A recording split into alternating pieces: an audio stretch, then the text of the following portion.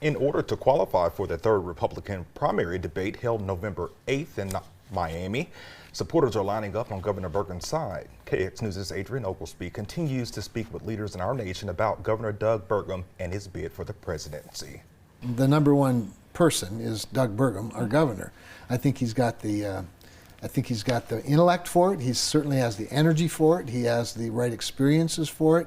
I think he's got the right demeanor for it. He's very articulate. He's a very smart, big brain guy, and I think he's a uniter. So he's my first pick. But Senator Cramer says this is tough because of the top candidate in the polls. It's hard for me to see a path for anybody in the Republican Party who's not Donald Trump.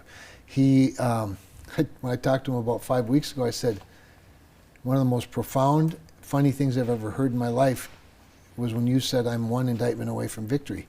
And that was right after the fourth indictment. He said it right after the third indictment, and then he had a fourth one, and his poll numbers went up. He says you have to look at the people's favorite in an election like this. It's a weird time we're living in, but right now the Democrats' favorite is Joe Biden, the Republicans' favorite is Donald Trump. It seems, it seems like that's the way it's shaping up. If that's the case, I want to help Donald Trump be the most successful and best Republican nominee he can be, and hopefully help him be a good president again. Back to Doug Burgum, it's no secret that he was upset after the second debate as the moderators did not call on him to ask about American energy.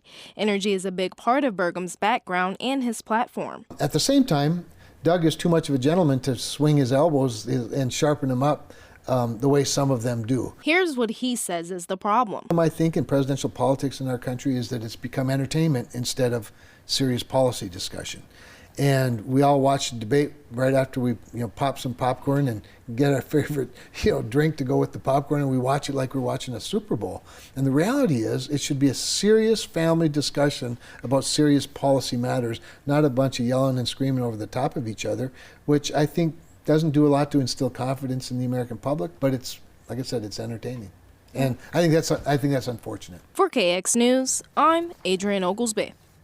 Burgum will officially be on the ballot in Nevada in 2024 after it was announced today that Burgum has filed to be in the first in the West caucus. He was the first in the West caucus. It marks a crucial step in shaping the Republican nomination process for president. You can learn more about this process and the requirements for the next debate over at kxnet.com.